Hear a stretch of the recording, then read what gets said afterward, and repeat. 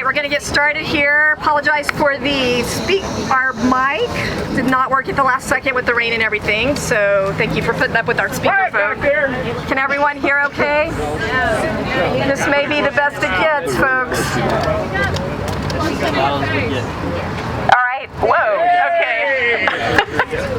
All right, here we go. Good evening, my name is Candi Cushman. I serve as Vice President of Grassroots and Communications at the Family Foundation of Virginia. Is that good? Thank you for joining us for our Protect Every Kid press conference, which is hosted by our local parental rights group, Speak Up Tidewater. And I would love to have more of y'all all around me. Just come gather around. Let's gather around. Let's get the parents represented. Thank you. Come on over here. Yeah, come over here. Yeah. Grandparents can. We got babies in school. I just want to start by mentioning that Family Foundation represents thousands of parents all across the state who interact with us weekly, many of whom you see standing around us right now.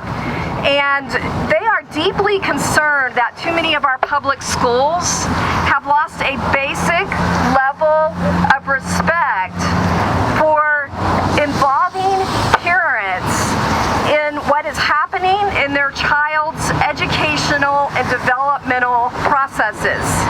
For months now, the Virginia Beach City Public School Board has predominantly heard one side of the story when it comes to demands to keep parents in the dark when their children experiment with gender identity at school, and also when schools allow biological males, for instance, to use female bathrooms and locker rooms. This evening, school board members will hear a different side of the story. Yes, they will hear about the facts, the real documented harm that occurs when parents are rendered powerless to protect their children, their vulnerable kids, as well as the lifelong consequences that result that children suffer when they are pushed down a path of gender ideology that is based on adult agendas rather than a child's actual developmental needs. All of the perspectives that you're about to hear this evening will be shared before school board members during the public comment section later this evening.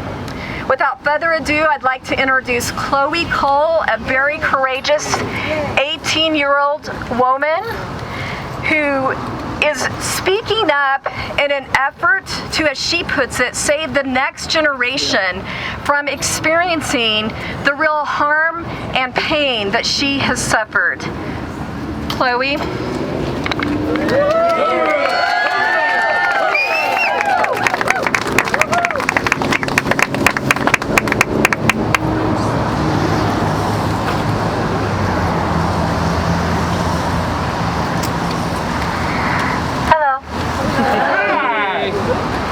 My name is Chloe Cole, and I am a detransitioned woman and former transgender child. I speak here today not to undermine the experiences of transgender people, but to highlight the urgent need for an overhaul of the affirmative care model that is currently in place, and to establish more cautious measures like thorough psychological evaluation and ensuring informed consent before irreversible decisions are made.